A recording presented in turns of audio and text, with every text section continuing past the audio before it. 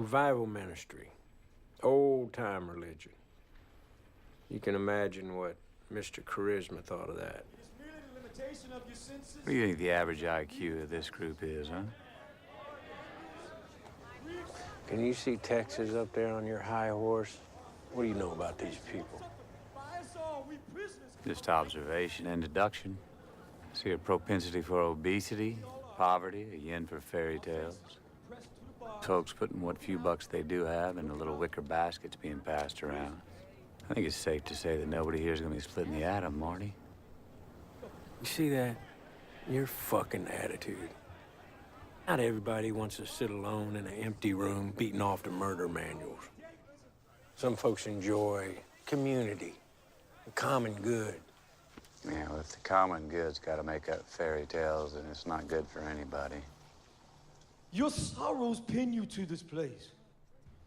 They divide you from what your heart knows. And there are a lot of good hearts out there. I'm looking out there, I'm seeing a lot of good hearts out there. I see a lot of joy out there. I mean, can you imagine if people didn't believe things they get up to? Exact same thing they do now, just out in the open. Bullshit. There'd be a fucking freak show of murder and debauchery, and you know it. If the only thing keeping a person decent is the expectation of divine reward, then, brother, that person is a piece of shit. And I'd like to get as many of them out in the open as possible. I guess your judgment is infallible, piece of shit wise. You think that notebook is a stone tablet? What's it say about life? Hmm? You gotta get together.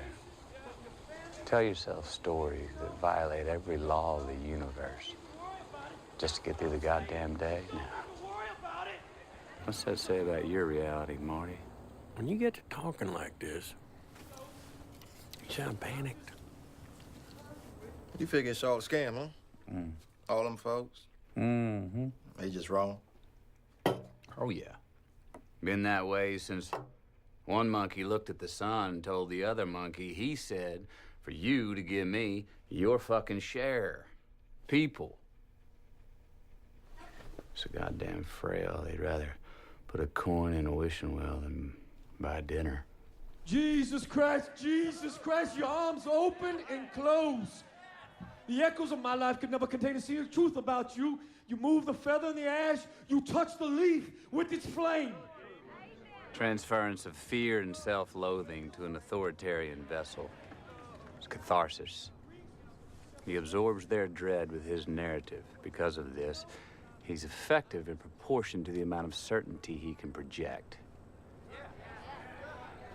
Certain linguistic anthropologists think that religion is a language virus, that it rewrites pathways in the brain, dulls critical thinking. Well, I don't use $10 words as much as you, but for a guy who sees no point in existence, you sure fret about it an awful lot.